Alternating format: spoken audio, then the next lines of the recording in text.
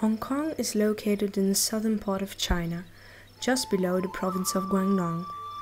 Shenzhen and Guangzhou, also known as Canton, the capital, are located in Guangdong. These cities, due to their strategic economic position by the sea, played a huge role in the origin and further development of what Hong Kong is on this day, and more specifically Tuen Mun. We're starting our story with the Tang Dynasty. Guangdong flourished as an international harbor. Tuen Mun was at that time a prosperous fishing village with a good relationship with the important harbor of Guangzhou or Canton. The Mongols occupied China during the Song Dynasty. The emperor fled to Hong Kong, followed by a couple of families which are now still known as the 5 great clans of Hong Kong. Despite the fact that China reclaimed their territory during the Ming Dynasty, there were still groups of people migrating to Hong Kong. These groups were the Cantonese, the Hakkas, the Hoklos and the Tankas. The Hakkas, supposedly coming from the northern provinces, lived in tulus, walled settlements. One family lived in one building. The Hoklos, originating from the province of Fujian, and the Tankas, whose origin is unknown, both lived on junks, a sort of houseboats. These haven't changed up until now, except for maybe the engine. Business is the key to Hong Kong's success. The Portuguese Fernão Pires arrived in 1517 in Tuen Mun. He attempted to establish contacts, which resulted in China opening up to the West only a century later. A huge part of the business in China took place in the harbor of Canton. China made use of the single port policy. Under no circumstances, foreigners were allowed to have contact with Chinese merchants. In 1711, during the Qing Dynasty, the East Indian Company settled in Canton. Unfortunately, the amount of exports from China to the UK was disproportional to the exports from the UK to China. This led to the illegal smuggle of opium into China by the East Indian Company. The confiscation of the illegal ware was the origin of the First Opium War. China loses it, and both parties sign the Treaty of Nanjing. Hong Kong is now British territory, and 5 harbors are open to international trade. The hostility towards the Brits kept on going. Wars were being fought, forcing China to hand over the area of Kowloon to the Brits. To protect their territory, the English also leased a huge surrounding area for 99 years. So, the territory was expanding, but so was the population. The Western owners of the companies, the Taipans, felt the need to distinguish themselves from the masses by looking for cooler locations to build their institutional buildings and mansions.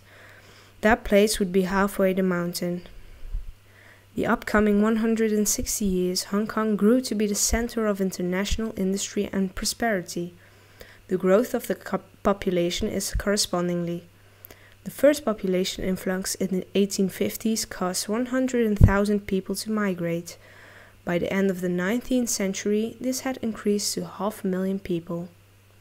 A second influx due to a communist revolution led to a growth of almost 2 million people in Hong Kong. To compensate for this growth, drastic change was necessary. The city had to be transformed from low buildings to high-rise. After the 1953 fire causing 50,000 squatters to be homeless, a Hong Kong housing authority was appointed to provide low-cost and mass-production flats. By copying some typologies next to each other, an estate was quickly designed and built, for example the star-shaped typology. This led to the so-called housing estates, destined for public housing. Industrial buildings made their appearance shortly after, and due to the scarcity of the land, these were also built in the heights. We see how previous shop houses with their open floor plan are extruded into the height in several phases. In 1964, the government developed a plan to build new cities to provide housing for so many people in the surrounding areas, the new towns. In theory, these new towns should have been self-supporting. There were 3 waves of building these new towns. Tuen Mun belonged to the first wave, where they began building in the early 70s, dividing the area into housing and industrial areas. Rich investors developed a few private housing projects in 1970, but by 1971, half of the population lived in public housing buildings. There was a huge population pressure in Tuen Mun, which caused them to seek refuge in housing estates, which would now have living spaces more spacious than before, with separate rooms on an area of 11 to 27 square meters for cooking, living and sleeping. Over the years, the building regulations concerning the height of these buildings loosened, but the higher and narrower the buildings, the darker the streets. Developing towers further from each other with a plinth was an answer to this problem. These are some of the building typologies in Tuen Mun. Now, we have the windmill, we have the H block, the star shape or the Concorde, the twin tower, the slab, the trident.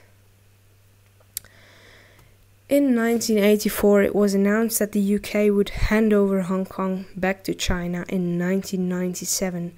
This led to two urban planning reactions. First up, the development of the Pencil Tower. This one is relatively quick and cheap to build with its small base. Second is the instruction to design a key landmark to reassure the investors. This was our history and typology story about Tuen Mun.